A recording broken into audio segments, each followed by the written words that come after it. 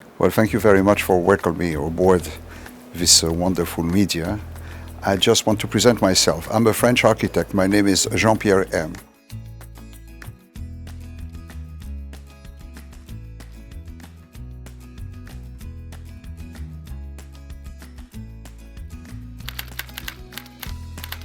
I am a world traveler and international architect since many years. I've been studying in America and in France, and since then I've been opening my office in New York for many years, and now I have opened a branch office in Asia, and I work a lot from Shanghai. Because an artist is born an artist. So I cannot say I have been educated to be an artist. I say I've been an architect and an artist naturally. I don't think I learn at school, and I don't think I learn after school. I learn by visiting, by learning, by talking, by being curious, by going to a museum, by asking questions, but not by education. My education is natural. But in another hand, you have to be very knowledgeable about the techniques, about the technology, about everything that is up to date. You cannot be isolated. So you have really to be a part of the natural economy in order to design properly.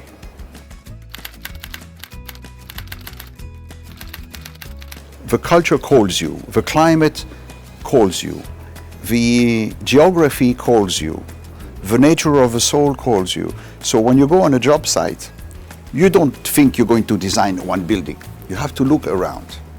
And when you look around, you look at the sky, you look at the wind, you touch the material, and you look what is available.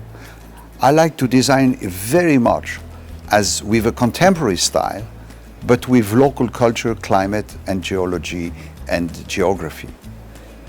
All of these elements brings you to a natural design. And I also very much influence with symbols.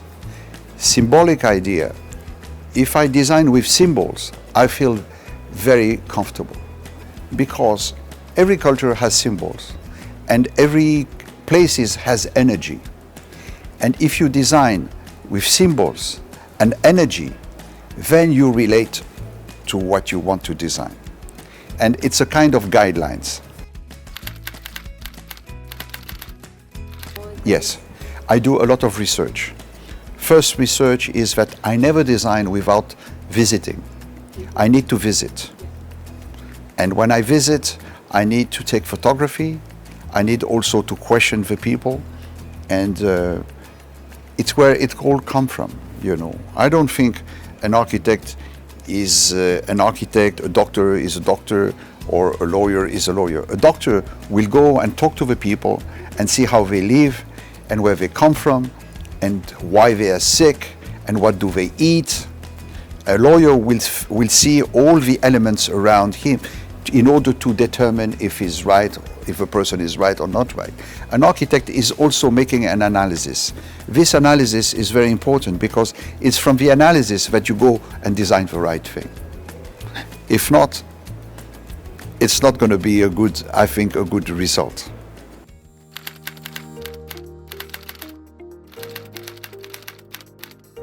I think he and her, they were shocked when they see the cathedral burning. So it was a world shock. And not especially for the Christian, but for the whole humanity. When you see a building that is 900 years old, burning, it touches your emotion. You feel like in a shock. So I felt in a shock also. And immediately I felt why it burned, how can we rebuild it, and especially how I can do it. So I really wanted to add a piece of stone in history by designing in my office and take the time emotionally to design this cathedral and to think about it. So obviously I thought of many things. I think, am I going to do it? I never thought really I will do it, but I believe I can do it, and I'm sure what I can do could be what is necessary.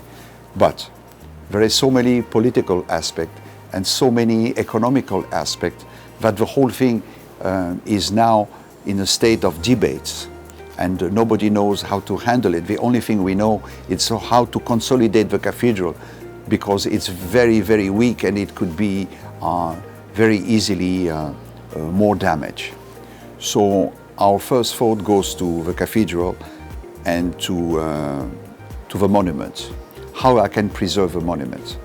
So in my design, I wanted to allocate a part of huge technology. And I thought, how can I find a material that could not burn anymore?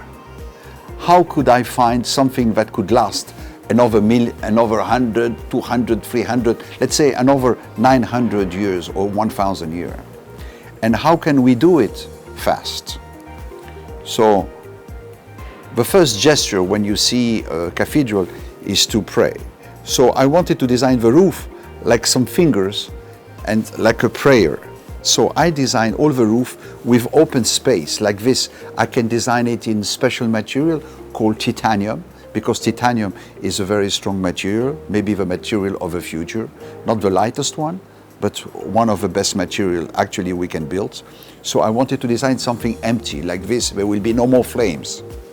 And also I wanted to design very light. So I designed the spire a little bit twisted, because in the old time, in the Middle Age, most of the churches had twisted spire. It's very interesting because it twists as the universe goes, and it's twisted like a symbol of spiral. It's very important as a symbol.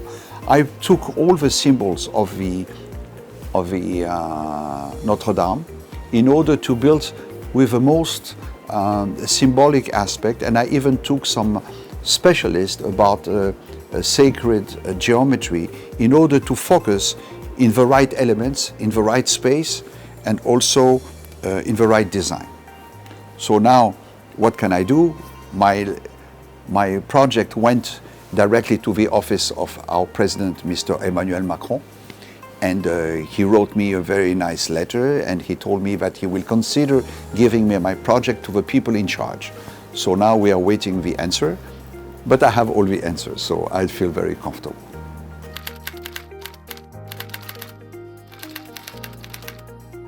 First of all, they are very strong. French and Chinese and French, we have a very strong history that dated from the Silk Road first originally, because Lyon was one of the first Silk Road town where we were treating all the silk coming from China. So our President Macron visited a couple of times China in 1 year, and President Xi came to Paris also. And recently President Macron was in China, and I think I heard of a Chinese company that will also be in charge of part of the restoration of Notre Dame. So it was a good exchange, you see. The exchange is bilateral, it's not only one way. We give a chance to the Chinese, but we also want the Chinese to give a chance to French people here. I'm lucky enough to be one of them here in order to be very respectful to your country, and for granting me to give me the new horizon of making maybe new project in the country, which I really respect, and also the dimension that you give to other country, because the way you build this Belt and Road is very strong. What I have to say about the Belt and Road, it's a world thing. It's not only the Silk Road that was only going from Russia and through Kazakhstan with a caravan, or to the maritime road. It's worldwide. Even the Panama Canal, even in Africa, everywhere, the Chinese are trying to promote the new economy. Now this new economy, as I just told you, should be bilateral and should be profitable also to local countries, as it will be beneficial to China.